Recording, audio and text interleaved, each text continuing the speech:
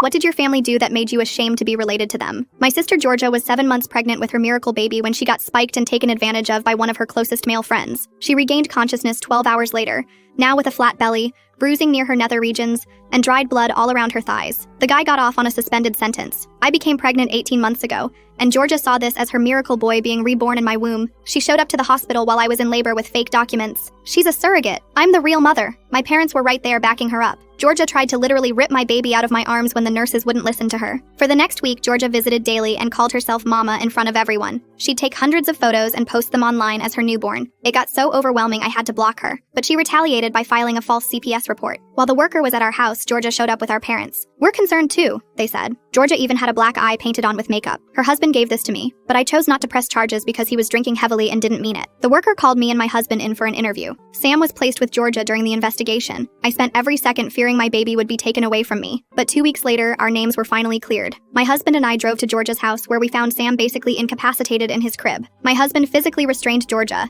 and as I scooped Sam up into my arms, he instinctively hugged me and buried his head into my chest. Georgia screamed, "I'm gonna get him back," as we were leaving. 7 days later, I woke up to our nanny cam detecting motion in our daughter's room. Georgia was holding Sam, who was already crying. She used the spare key I forgot she had, and was humming a lullaby telling him mommy's here. When I whisper screamed at her, she told me to be quiet because I would wake Josh up. Not Sam, Josh, the boy she was meant to give birth to all those years ago. She only handed Sam back to me because I called the police.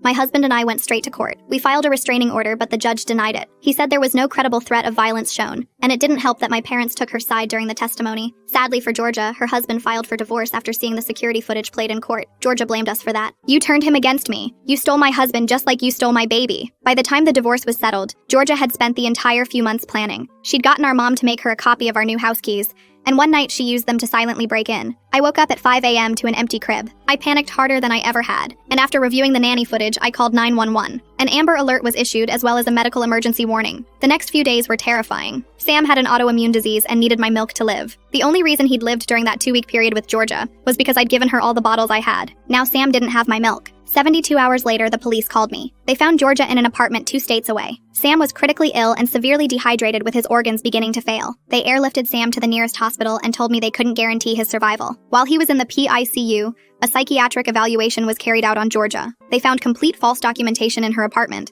including a fake birth certificate and forged custody papers showing her as the mother. She'd even created a fake social security number for Sam. Her plan was to claim she'd just gotten emergency custody from a neglectful mother. The apartment lease had been established months prior, and she'd already told the landlord she was getting custody of her sister's baby. Now Sam was fighting for his life, and our parents hired Georgia the best lawyer they could afford in the hopes of getting her off on a technicality. Full story on channel linked below.